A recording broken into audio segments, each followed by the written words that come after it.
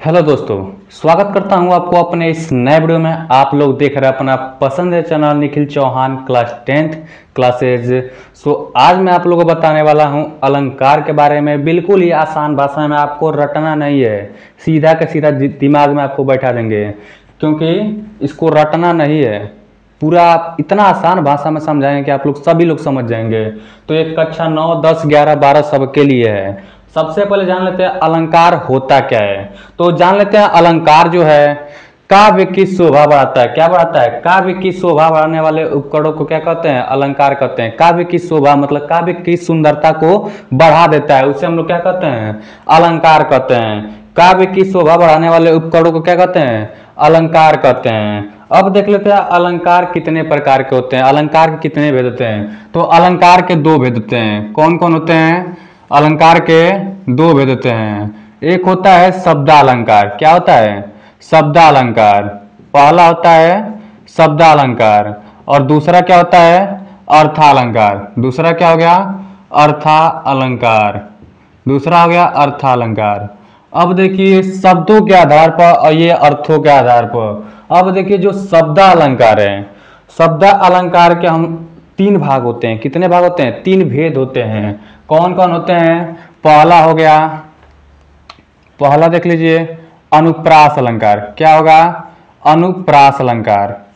पहला हो गया अनुप्रास अलंकार। दूसरा हो गया यमक अलंकार। दूसरा क्या हो गया? यमक अलंकार। अब देखिए यहां पर दूसरा यमक अलंकार हो गया और तीसरा इसका होता है श्लेष अलंकार। तीसरा क्या होगा? श्लेष अलंकार होगा। श्लेष अलंकार। श्लेष अलंकार। श्लेष अलंकार। अब देखिए जो अर्थालंकार है उसके भी तीन भेद होते हैं। कौन कौन होते हैं? तीन भेद होते हैं इसके भी तीन भेद होते हैं। तो कौन कौन होते हैं इसके भेद? तो पहला होता है रूपक अलंकार, जो कि क्लास 10th के लिए बहुत ही महत्वपूर्ण है। रूपक अलंकार। पहला हो गया रूपक अलंकार। अब देखिए पहला हो गया रूपक अलंकार, इसमें दूसरा हो गया उत्प्रेक्षा अलंकार। अब देख लेते हैं इसका तीसरे को। तीसरा होता है उपमा अलंकार। उपमा अलंकार। तीसरा हो गया उपमा अलंकार। उपमा अलंकार। अब बारी बारी से पढ़ते हैं अनुप्रास अलंकार क्या होता है और यमक अलंकार क्या होता है, श्लेष अलंकार क्या होता है, रूपक अलंकार क्या होता है, उत्प्रेक्षा अलंकार क्या होता है और उपमा अलंकार क्या होता है। अनुप्रास, तो पहले देख लेते हैं अनुप्रास अलंकार को। तो अनुप्रास अलंकार क्या होता है? जहां पर एक ही वर्ण की आवृत्ति बार बार होती है। अनुप्रास अलंकार को यहां से उठाते हैं और यहां पर लिखते हैं अनुप्रास अलंकार। अनुप्रास अलंकार। अनुप्रास अलंकार। अब देखिए जहां पर एक ही वर्ण की आवृत्ति, वर्ण मतलब देखिए वर्ण क ख ग ये सब वर्ण है। अब वर्णों के समूह से मिलकर क्या बनता है? अब यहाँ पर देखिए क और म और ल लिख दिए हैं, तो ये सब अलग अलग क म ल, ये अलग अलग सब इका है, सब वर्ण है सब। इन सभी दोनों इन सभी को मिला दिया जाए तो कमल हो जाएगा। एक क्या बन जाएगा? शब्द बन जाएगा। तो यहाँ पर अनुप्रास अलंकार में वर्ण की बात की जा रही है, शब्द की नहीं। देखिए अनुप्रास अलंकार में यही होता है जहां पर एक ही वर्ण की आवृत्ति बार बार होती है। आवृत्ति मतलब बार बार दोहराता है। एक ही वर्ण बार बार दोहराता है, चाहे उनके स्वर मिले या ना मिले, चाहे उनके राग मिले या ना मिले, एक ही वर्ण को क्या करेगा? बस दोहराते जाएगा, दोहराते जाएगा। तो यही होता है अनुप्रास अलंकार। जैसे एग्जाम्पल में आपको दिखा दे रहे हैं, तरनी तनुजा तट तमाल। तरनी तनुजा तट तमाल। तरनी तनुजा तट तमाल। तरबर बहुछाय। तरबर बहुछाय। तरनी तनुजा तट तमाल तरबर बहुछाय। बहुछाय, ये इसका एग्जाम्पल होगा अनुप्रास अलंकार। तो अभी हम बताएं अनुप्रास अलंकार क्या होता है। जहां पर एक ही वर्ण की आवृत्ति क्या होता है? एक ही वर्ण बार बार दोहराएगा। तो यहाँ पर देखिए एक वर्ण हो गया त, यहाँ पर एक और हो गया, यहाँ पर एक और हो गया, यहाँ पर एक और हो गया। जहां पर एक ही वर्ण बार बार दोहराए, इनका स्वर मिल रहा है नहीं मिल रहा है, राग तन को बैठ रहा है। जैसे कोई बोलेगा भी तरनी तनुजा तट तमाल, ये क्या है भाई? क्या है ये? तरनी तनुजा तट तमाल तरबर बहुछाय। यहाँ पर भी त है, मतलब एक ही वर्ण की आवृत्ति क्या हो रही है? एक ही वर्ण की बार बार आवृत्ति हो रही है, बार बार दोहराया जा रहा है एक ही वर्ण। ये आपको समझ में आ गया? समझ में आ रहा है तो लाइक कीजिए और चैनल पर नए हैं तो सब्सक्राइब कीजिए। अब दूसरा देख लेते हैं यमक अलंकार को। तो यमक अलंकार पहले यहाँ पर लिख देते हैं, यमक अलंकार। अभी यमक अलंकार क्या होता है, सबसे पहले इसको जानिए। यमक अलंकार जहां पर कोई शब्द एक बार प्रयोग होता है और उसके अर्थ क्या होते हैं, भिन्न भिन्न होते हैं। मतलब दूगो शब्द एक ही तरह है और उन दोनों के अर्थ क्या हो, अलग अलग हो, तो क्या होगा, मतलब अलग अलग आएगा। क्या होगा, अलग अलग आएगा। तो यहाँ पर देख लीजिए, सबसे पहले इसको देख लेते हैं। जैसे कनक कनकते सौगुनी, कनक कनकते सौगुनी, कनक कनकते सौगुनी, मादकता अधिकाय, वा पाए बोराय, जगवा खाए बोराय, जगवा पाए बोराय। कनक, एक कनक का अर्थ है सोना, एक कनक का अर्थ क्या है, धतूरा। एक कनक का अर्थ सोना, एक कनक का धतूरा है। क्या है, धतूरा है।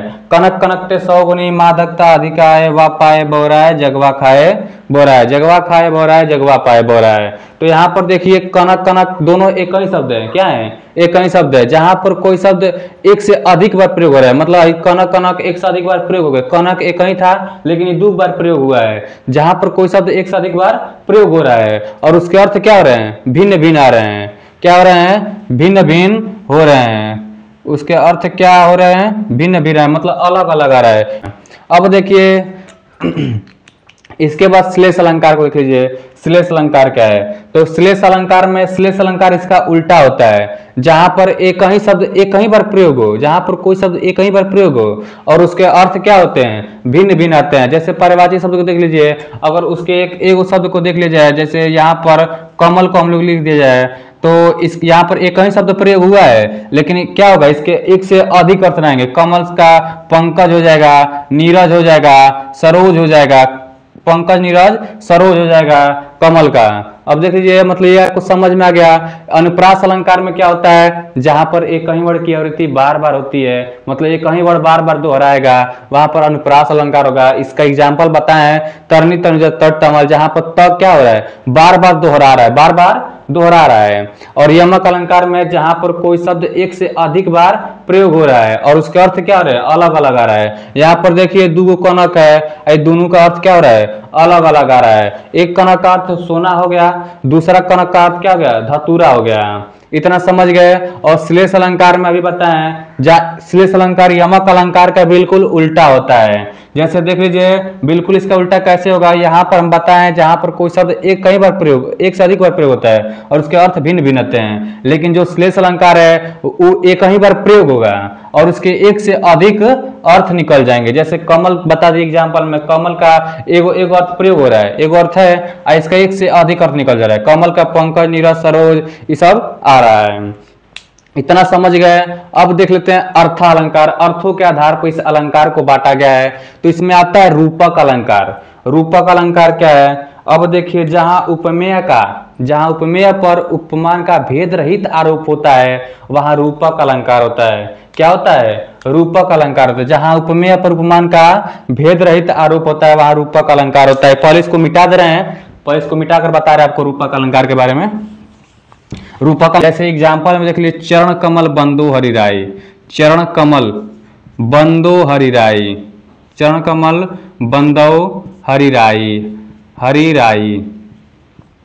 इसके बीचवा में जो आता है चरण कमल बंधु हरिराई, जो बीचवा में डेस आ रहा है यही इसका सबसे बड़ा पहचान है। जो रूपक अलंकार है, इसके जो बीच में डेस आ रहा है वही उसका सबसे बड़ा पहचान है। जहां भी दिखे क्या होगा, रूपक अलंकार होगा। अब उत्प्रेक्षा अलंकार को देख लेते हैं।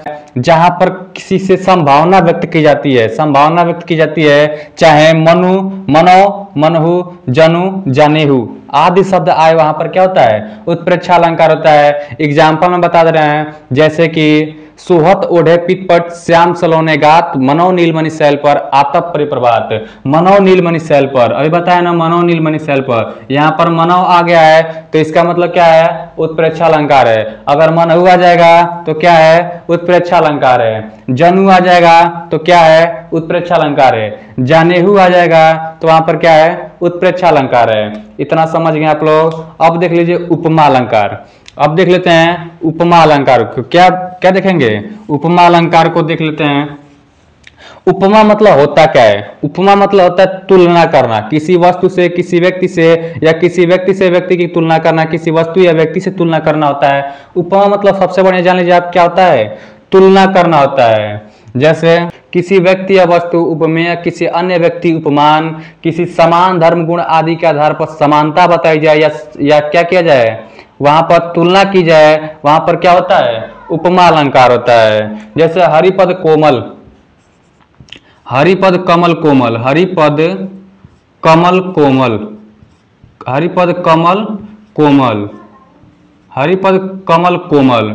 हरि मतलब होता है भगवान, पद मतलब होता है पैर, कमल मतलब जानते हैं भगवान श्री कृष्ण के पैर किस तरह हैं, कमल के जैसी कोमल है। क्या है, कमल के जैसी कोमल है। उपमा अलंकार में किसी वस्तु से तुलना की जाती है, किसी वस्तु या व्यक्ति से तुलना की जाती है। जहां पर तुलना किया जाए, क्या किया जाए, कंपेयर किया जाए या तुलना किया जाए, वहां पर क्या होता है, उपमा अलंकार होता है। जैसे हरिपद कमल कोमल, यहाँ पर क्या किया जा रहा है, भगवान से, भगवान के पैरों की तुलना कमल से की गई है। किससे की गई है, भगवान के पैरों की तुलना कमल से की गई है। हरिपद कोमल कमल, भगवान श्री कृष्ण के पैर कमल की तरह क्या है, कोमल हैं। So thanks a lot. मिलते हैं अगले वीडियो में। वीडियो अच्छा लगा हो तो लाइक और सब्सक्राइब करना ना भूले। आप लोग देख रहे अपना पसंदीदा channel Nikhil Chauhan class 10th।